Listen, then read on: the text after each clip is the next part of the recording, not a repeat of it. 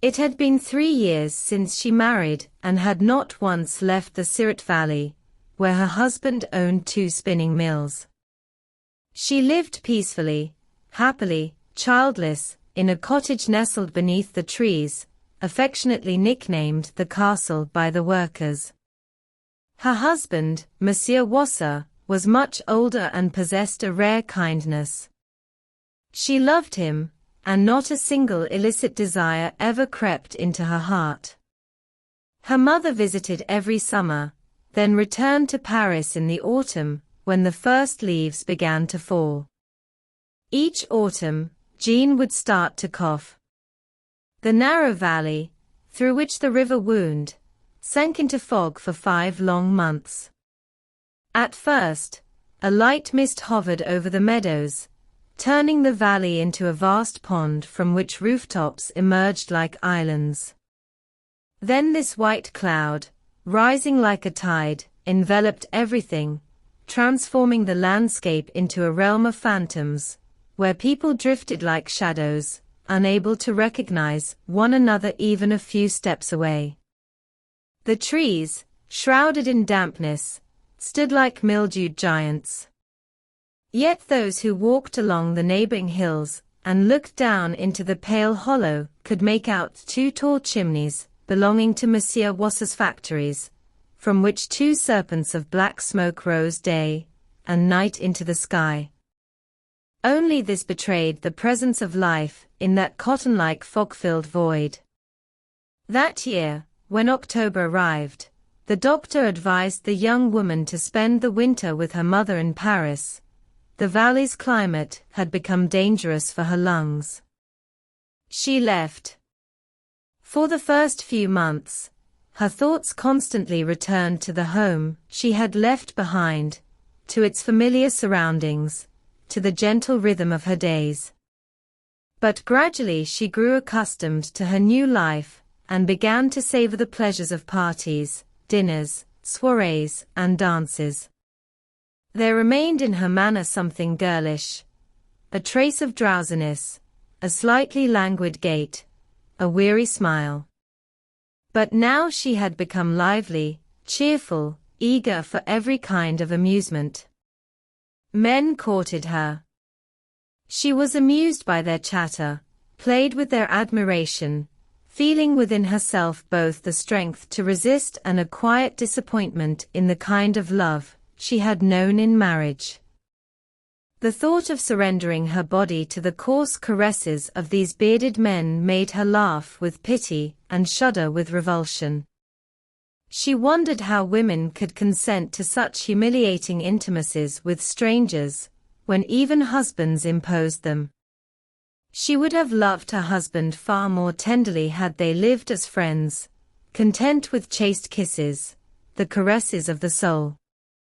Still, she was entertained by compliments that flared in men's eyes, by desires that found no echo, by bold advances and whispered confessions after refined dinners, when guests moved from the dining room to the salon. These words, spoken so softly they had to be guessed rather than heard, left her flesh cold and her heart calm, but tickled her unconscious coquetry. They lit a flame of satisfaction within her, brought a smile to her lips, a sparkle to her gaze, and made her feminine soul tremble with the pleasure of being adored. She loved private conversations by the fireplace in twilight, when the room darkened and the man grew insistent, murmured, trembled, and fell to his knees. For her, it was a refined and novel joy, to feel a passion that did not touch her, to say no with her head and lips, to withdraw her hands, rise calmly, ring for the lamps to be lit, and watch the man, who had just trembled at her feet, rise in confusion and fury at the sound of the servant's steps. She knew how to laugh with a dry, disarming chuckle that instantly chilled fervent declarations. She possessed sharp words that fell upon passionate assurances like icy water, and her tone could drive a man, madly in love, to thoughts of suicide. 2 young men pursued her with particular persistence. They were utterly unlike one another. One, Monsieur Paul Perronel, was a worldly, courteous, self-assured man of fortune, skilled in waiting and choosing the right moment. The other, Monsieur d'Avancel, trembled when approaching her, barely daring to confess his feelings, yet followed her like a shadow, expressing his despair through wild eyes and constant, silent devotion. She nicknamed the first Captain Fracas, and the second Faithful Lamb. Over time, the latter became her obedient servant, trailing her step by step, attending to her with the precision of a valet. She would have laughed had anyone suggested she could ever love him.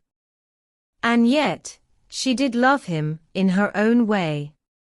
Seeing him daily, she grew accustomed to his voice, his gestures, his manner, as one grows used to those who are always near.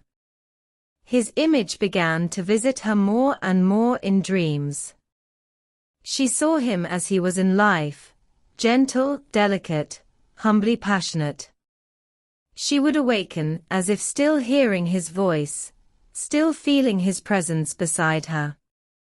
One night, perhaps in fever, she dreamed they were alone together in a small grove, seated on the grass. He spoke enchanting words, held her hands, kissed them. She felt the warmth of his skin, his breath, and gently stroked his hair. In dreams, one becomes someone else. She felt a profound, serene tenderness toward him and was happy simply to touch his forehead, to be near. Gradually, he embraced her, kissed her cheeks, her eyes, and she did not resist. Their lips met. She surrendered. It was a moment, such as life never truly offers, of superhuman, ideal, sensual ecstasy, intoxicating and unforgettable. She awoke trembling, overwhelmed, unable to sleep again, still feeling herself in his arms. When she saw him again, unaware of the storm he had stirred, she blushed. As he shyly spoke of love, she could not shake the memory of the dream's sweet embrace. She loved him with a strange love, refined, sensual, born of a dream, and at the same time feared yielding to the desire that had awakened in her soul. He noticed. And she confessed everything, even her fear of his kiss. She made him promise to respect her. He kept his word. They spent long hours together in the rapture of exalted love, where only souls entwine, and then parted, inflamed, exhausted, drained. At times their lips met, and with closed eyes they savored that long, chaste caress. She realized she could not resist much longer. Not wishing to fall, she wrote to her husband, saying she intended to return and resume her quiet, secluded life.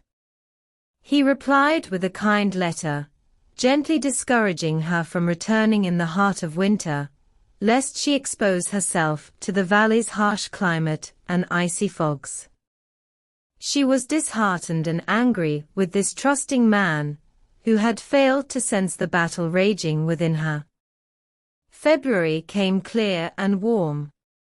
Though she now avoided long moments alone with the faithful lamb, she occasionally agreed to an evening carriage ride around the lake. That evening, it seemed the earth had awakened, the air was astonishingly mild. The little carriage moved slowly, night descended, they sat close, their hands entwined. "It's over, I'm lost," she kept repeating to herself, feeling the rising tide of desire, the commanding need for that final embrace she had so vividly experienced in her dream. Their lips sought each other again and again, met and parted, only to meet once more. He didn't dare accompany her to her room and left her, distraught, exhausted, at the very threshold. Monsieur Paul Perronel was waiting for her in a small, unlit drawing room.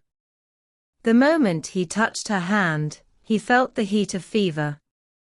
He began to speak softly, tenderly, with that gentle affection that soothes a weary soul through the sweetness of love's confessions. She listened as if in a trance, not replying, dreaming of someone else, imagining that the man beside her was not him. In her mind, only one figure existed, and when she heard the words, "I love you," it seemed they were spoken by the other, and it was he who kissed her fingers. It was he who pressed her breast, as he had in the carriage. It was his lips that showered her with triumphant kisses. It was him she embraced, called to, clung to with all the fervor of her heart, with the wild yearning of her body. Awakening from this illusion, she cried out, a sharp, terrifying scream. Captain Fracas, kneeling before her, was thanking her passionately, covering her loosened hair with kisses. She shouted, "Go away! Go away! Go away!" And when he, bewildered, tried once more to encircle her waist, she broke free, and, gasping, whispered, "You're a vile man. I hate you. You've stolen from me. Leave." He rose, stunned, took his hat, and left in silence. The next day, she returned to the Syret Valley. Her husband, surprised by her sudden decision, reproached her for her stubbornness.